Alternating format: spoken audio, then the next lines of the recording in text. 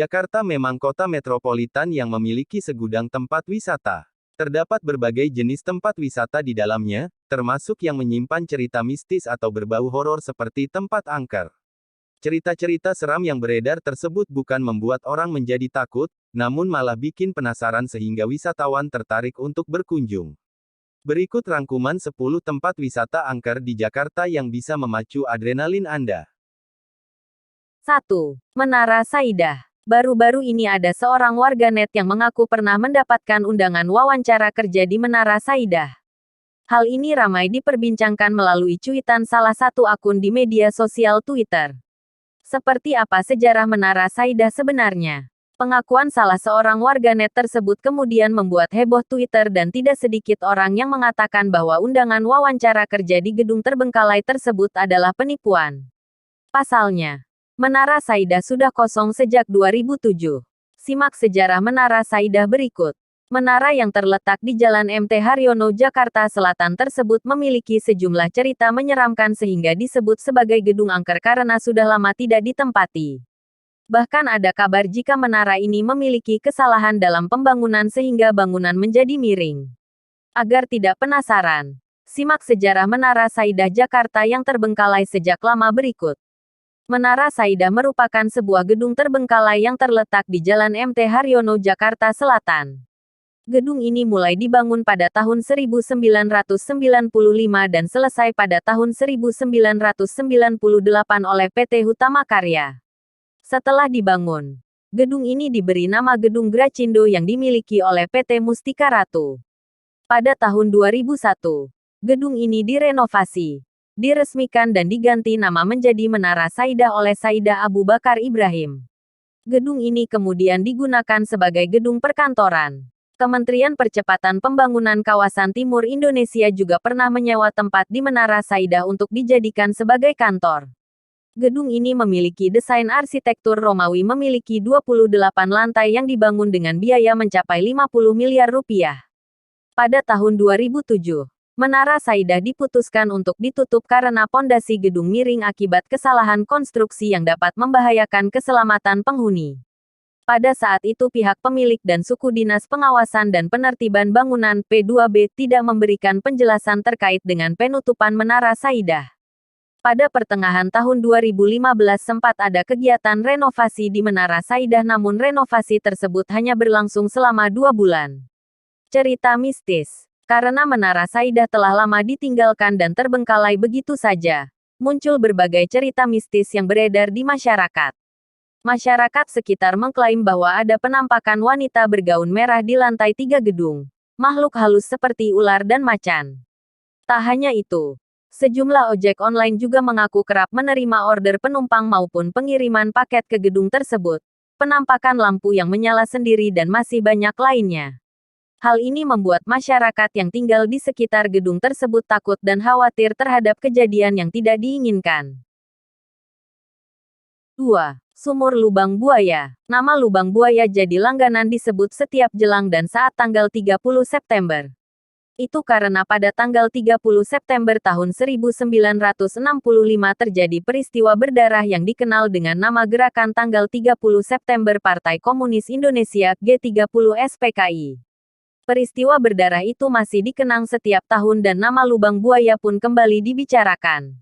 Untuk mengenang peristiwa tersebut, nama Lubang Buaya diabadikan jadi Monumen Pancasila Sakti atau Museum Lubang Buaya yang di dalamnya terdapat sumur tempat korban G30 SPKI dibuang. Dilansir dari berbagai sumber, Lubang Buaya merupakan sumur berdiameter 75 cm dengan kedalaman 12 meter dan menjadi sumur maut bagi para korban kekejian PKI. Mereka dibuang ke dalam sumur dalam posisi ditimbun karena ukuran diameter tersebut. Monumen yang dibangun di atas tanah seluas 14,6 hektare ini awalnya tanah kosong.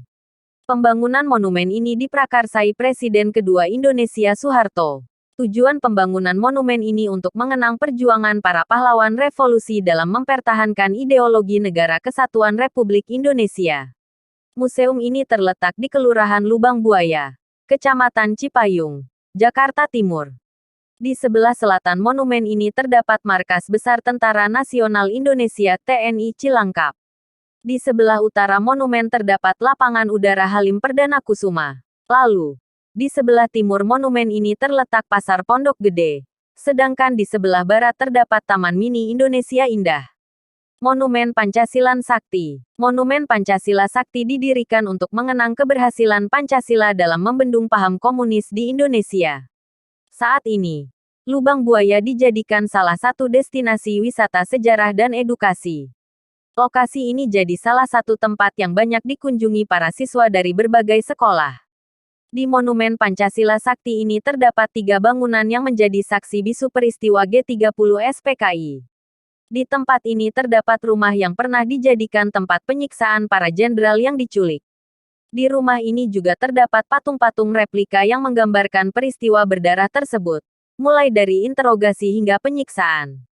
Selain itu, terdapat pula kendaraan-kendaraan yang dipajang, seperti tank dan mobil yang digunakan saat meletusnya peristiwa G30 SPKI. Keturunan Datuk Banjir, Yanto, menuturkan asal mula nama Lubang Buaya. Nama Lubang Buaya sudah lama ada sebelum tragedi. Konon, nama Lubang Buaya disematkan oleh orang sakti mandraguna bernama Datuk Banjir. Hal tersebut sempat disampaikan oleh keturunan Datuk Banjir, Yanto. Ia mengungkapkan, waktu itu sang buyut tengah melintasi sungai besar di kawasan Lubang Buaya dengan menggunakan getek, serta bambu panjang sebagai dayungnya. Dalam perjalanan, bambu dayung itu tak menyentuh dasar sungai.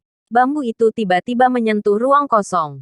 Ruang itu seolah menyedot material di atasnya. Akibatnya, bambu dayung dan getek serta Datuk Banjir turut tenggelam. Saat tenggelam itulah, Datuk melihat sarang buaya di dasar sungai. Karena kesaktiannya, Datuk Banjir muncul kembali dengan tiba-tiba dan kemudian menepi. Karena itulah dinamai Lubang Buaya dan Mbah langsung bermukim di sini. Beranak pinak. Sampai saya sekarang, kata Yanto. 3. Taman Makam Pahlawan Kalibata. Taman Makam Pahlawan TMP Kalibata Jakarta Selatan. Nama ini sudah tak asing lagi di telinga masyarakat. Di TMP Kalibata ini juga terdapat satu danau yang disebut-sebut angker.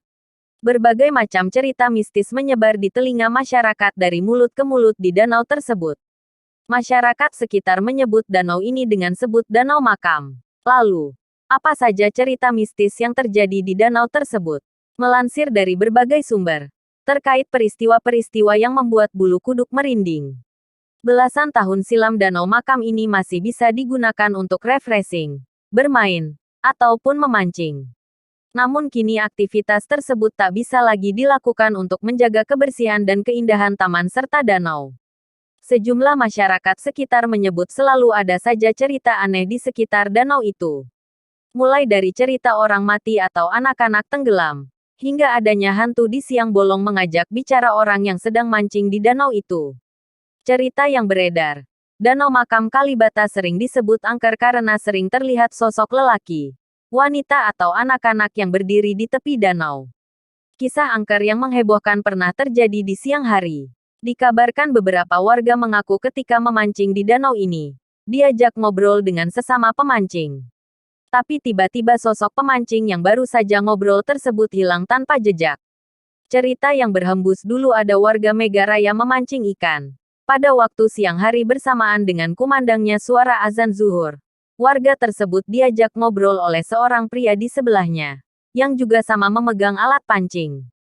Padahal warga tersebut tidak pernah merasa ada orang yang datang. Setelah berbincang beberapa saat, tiba-tiba pemancing yang mengajak ngobrol tadi sudah menghilang.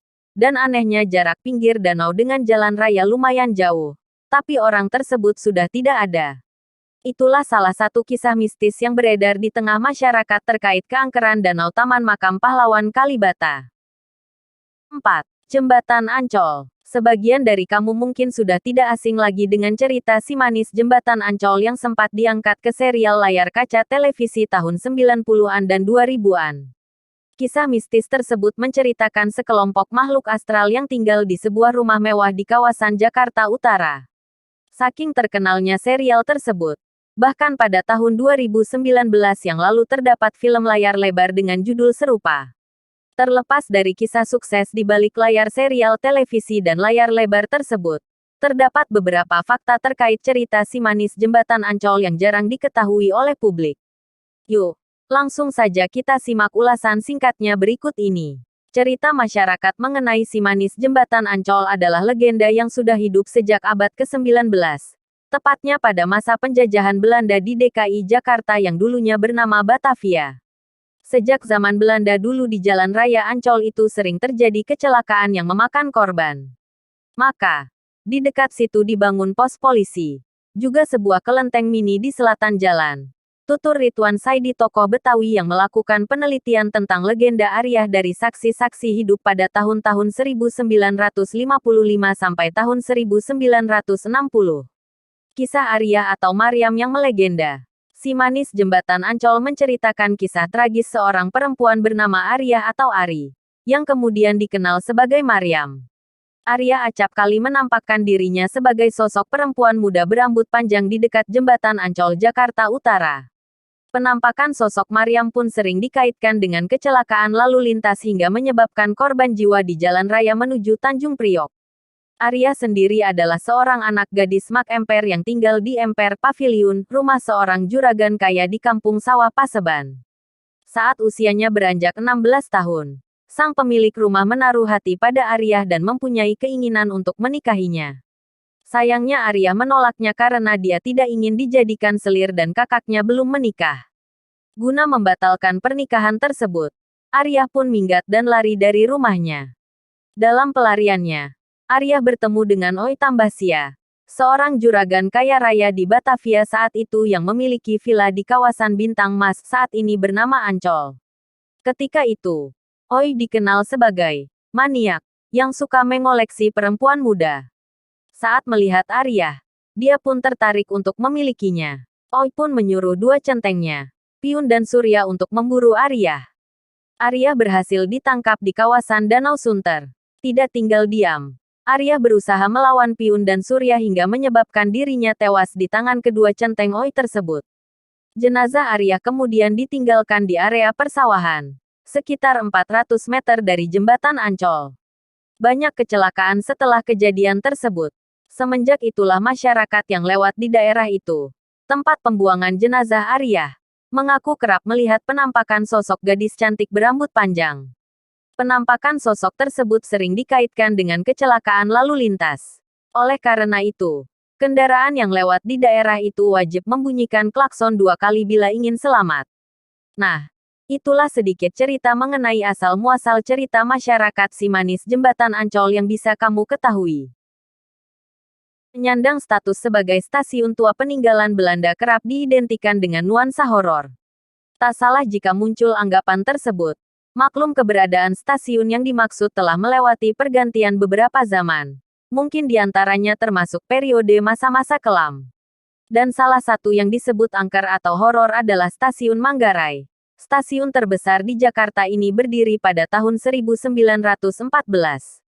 Cerita seram di Stasiun Manggarai tentu yang paling kondang adalah tentang fenomena kereta hantu.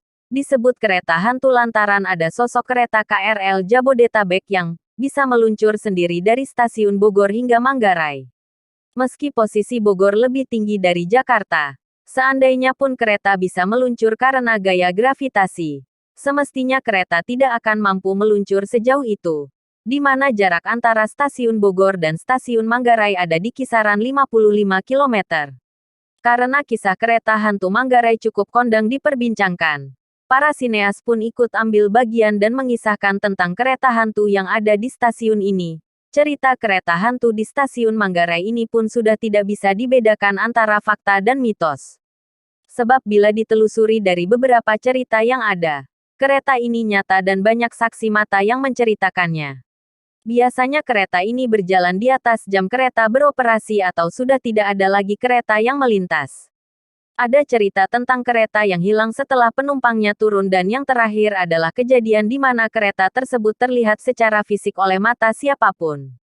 Kereta listrik KRL misterius ini terjadi hampir 10 tahun yang lalu di mana jadwal terakhir kereta beroperasi pukul 22 waktu Indonesia Barat tidak seperti sekarang yang melintas sampai pukul 24 waktu Indonesia Barat.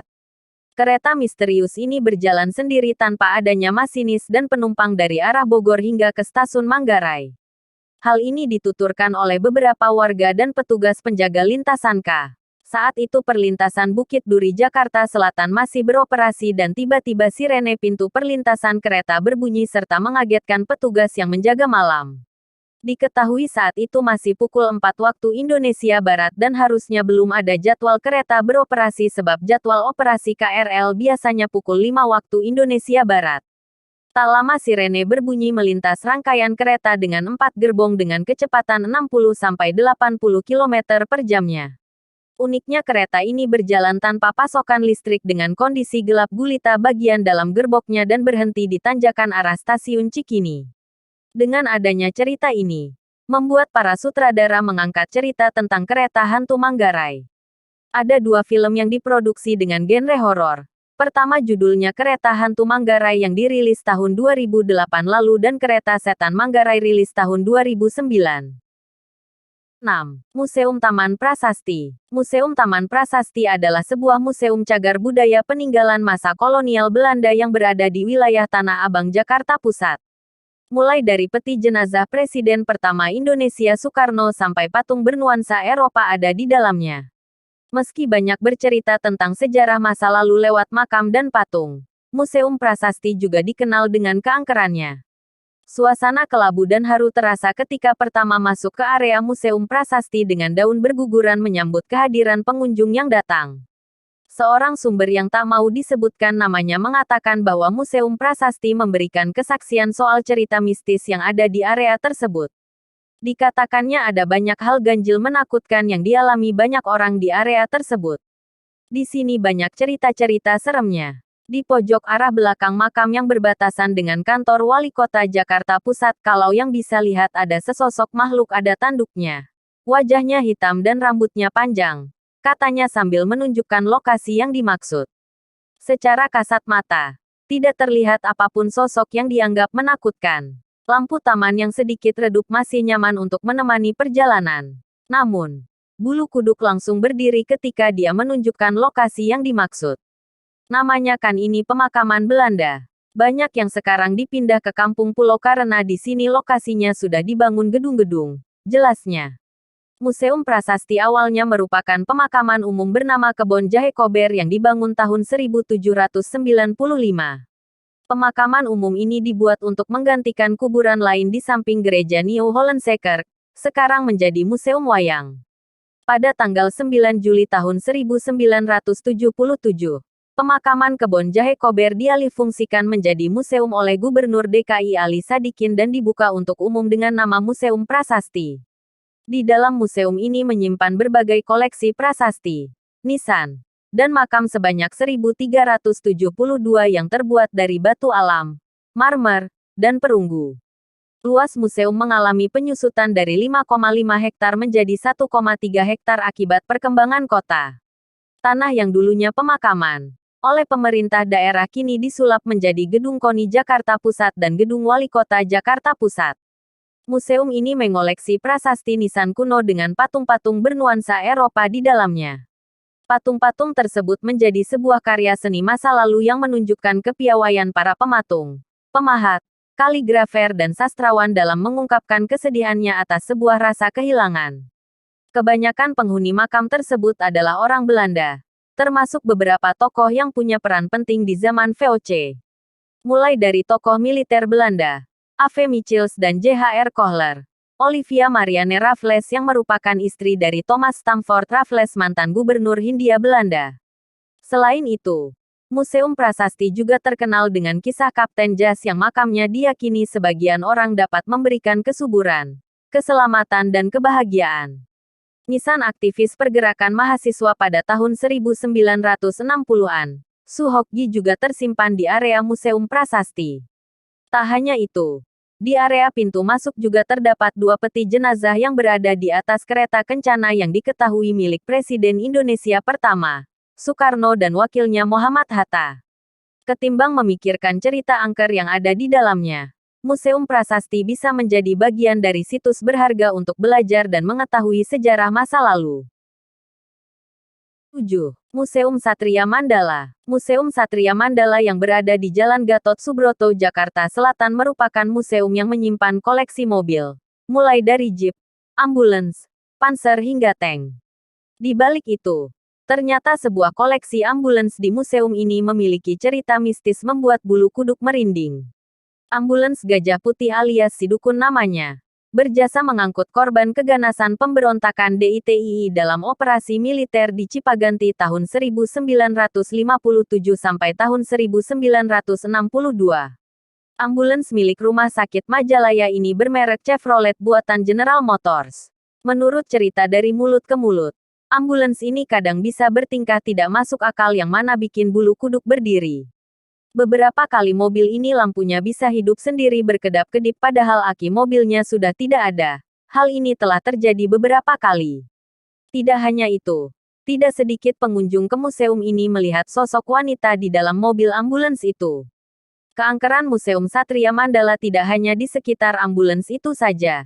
Ternyata di seluruh area museum ini sering terjadi penampakan arwah petugas museum.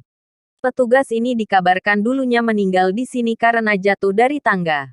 Cerita penampakan arwah petugas inilah yang membuat Museum Satria Mandala terkenal salah satu tempat angker di Jakarta. 8.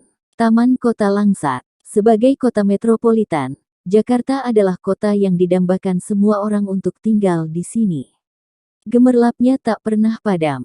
Namun, di balik gemelangnya Jakarta, kota ini memiliki sisi lain dari kehidupan yang diyakini kebenarannya. Deretan cerita misteri tersimpan di Jakarta. Ada ratusan tempat yang ditakuti, namun menjadi inspirasi banyak orang untuk mengolah cerita. Taman Langsat, di daerah Kramat Pela, Jakarta Selatan salah satunya. Luas taman ini kurang lebih 3,5 hektar. Lokasinya mudah dicapai dari Terminal Blok M maupun Pasar Majestic. Sebenarnya, taman ini merupakan fasilitas olahraga dan bersantai yang cukup lengkap. Di dalamnya tumbuh pepohonan yang asri. Banyak pohon-pohon tua yang tumbuh di sini. Salah satunya, pohon beringin yang besar yang telah berusia ratusan tahun. Taman ini ada danau kecil yang dilengkapi dengan bunga-bunga teratai. Ada sebuah aula, ruang serbaguna yang kerap dimanfaat untuk berbagai acara. Sayangnya, tidak banyak orang yang memanfaatkan fasilitas ini. Meski pemerintah setempat telah memperluas area taman bahkan menghubungkannya dengan Taman Ayodhya, tetap saja sedikit sekali minat masyarakat untuk mendatangi taman ini. Mengapa? Ini karena, taman yang letaknya tersembunyi di belakang Pasar Burung Barito terkenal sebagai salah satu tempat paling angker di Jakarta. Di tempat ini ternyata menyimpan sejuta misteri yang menakutkan. Aura menyeramkan Taman Langsat mulai terasa ketika malam hari. Dari berbagai cerita, taman ini dihuni oleh banyak makhluk gaib atau yang lebih sering kita sebut dengan hantu. Salah seorang paranormal ternama, Ki Joko Bodo membenarkan semua cerita-cerita mistis tentang hantu yang banyak beredar di masyarakat. Ki Joko juga berpesan kepada semua pengunjung Taman Langsat agar tidak melakukan tindakan yang aneh di taman ini karena di tempat tersebut memiliki energi supranatural yang sangat dahsyat. Masyarakat sekitar sering melihat penampakan makhluk gaib seperti kuntilanak, genderuwo dan pocong di taman ini. Salah satu warga bernama Ken warga Jalan Melawai 3 ini bercerita, bahwa dirinya tak berani melewati taman itu, karena pernah melihat sosok tinggi besar bermata merah menghadang mobilnya persis di pintu gerbang Taman Langsat. Di Taman Langsat, kisah hantu dan orang-orang yang kesurupan bukan lagi cerita baru. Setidaknya, para pedagang yang berada di depan kuburan Barito tak jauh dari Taman Langsat, kerap menyaksikan orang-orang kesurupan. Salah satu penjaga di sana, bahkan sudah terbiasa mencium aroma wewangian yang tiba-tiba muncul dan mendengar suara-suara tertawa yang tak jelas sumbernya. Begitu seramnya Taman Langsat, rumah produksi K2K Production pernah mengangkat mitos dan kisah misteri yang selama ini menjadi buah bibir di kalangan masyarakat. Terowongan Casablanca.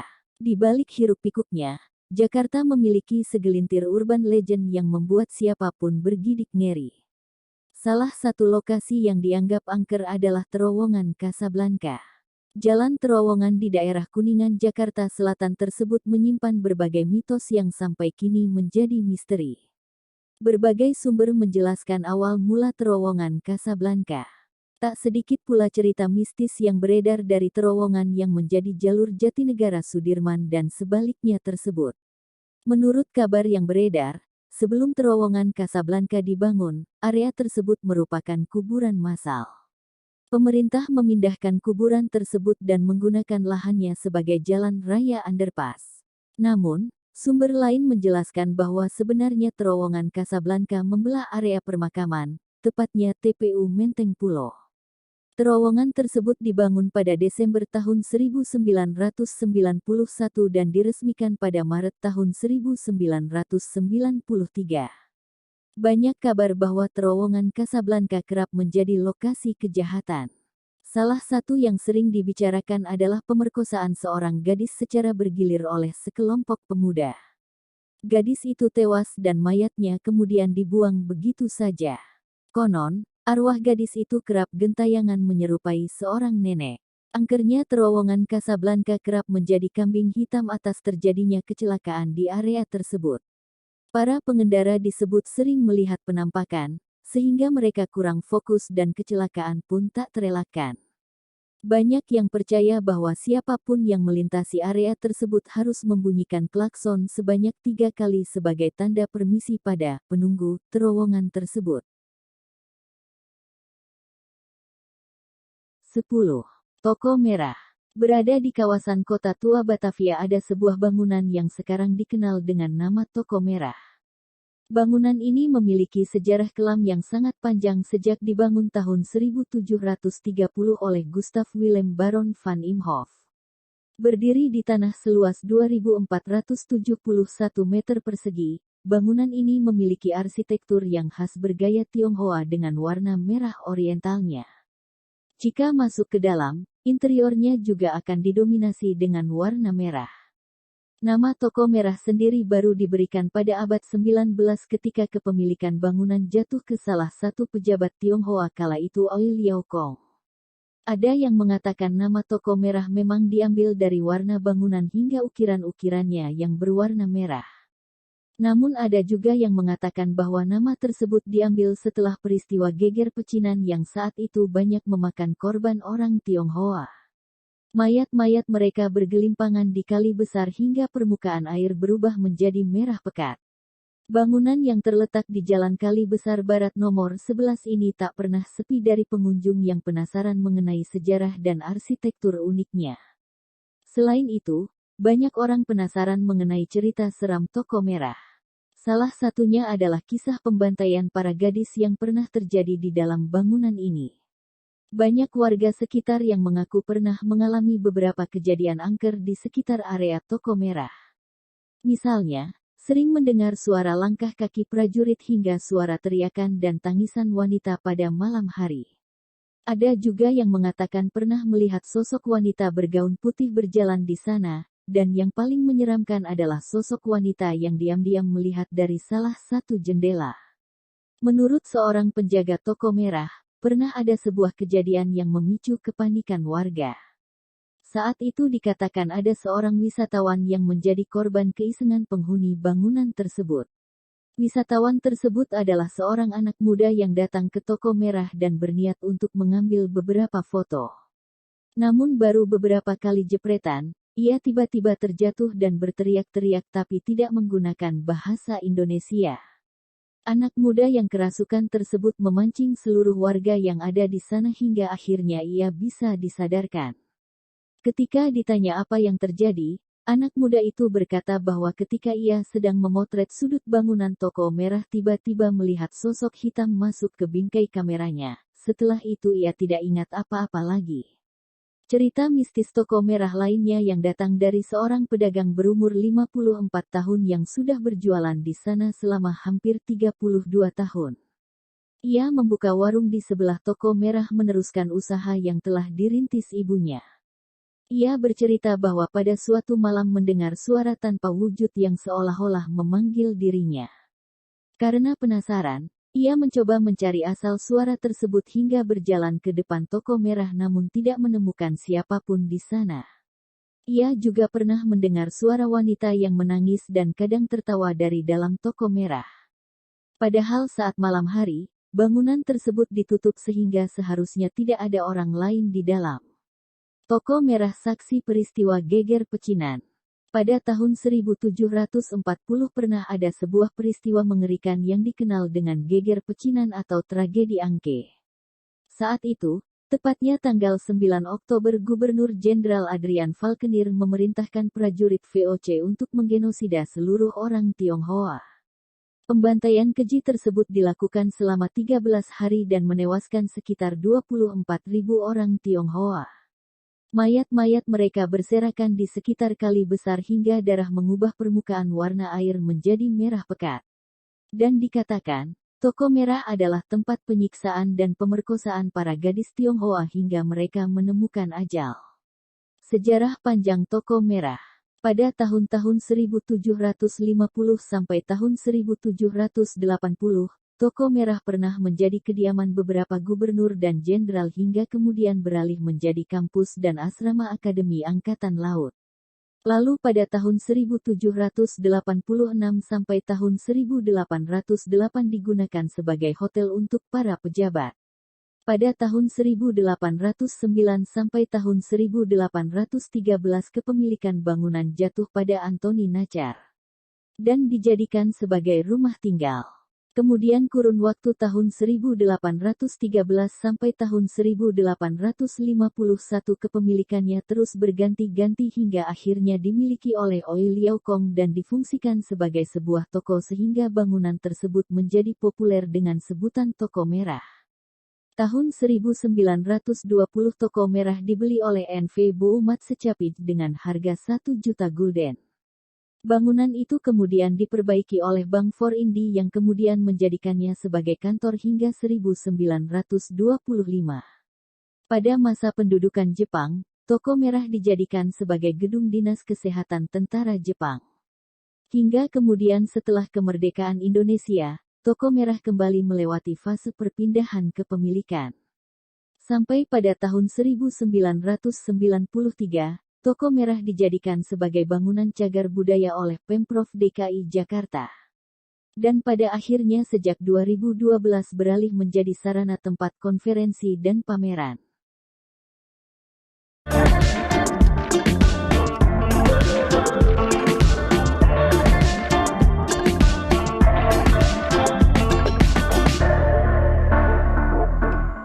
Demikian tadi ke-10 tempat wisata dengan urban legendnya paling angker di Jakarta yang pastinya memantik rasa penasaran untuk ditelisik.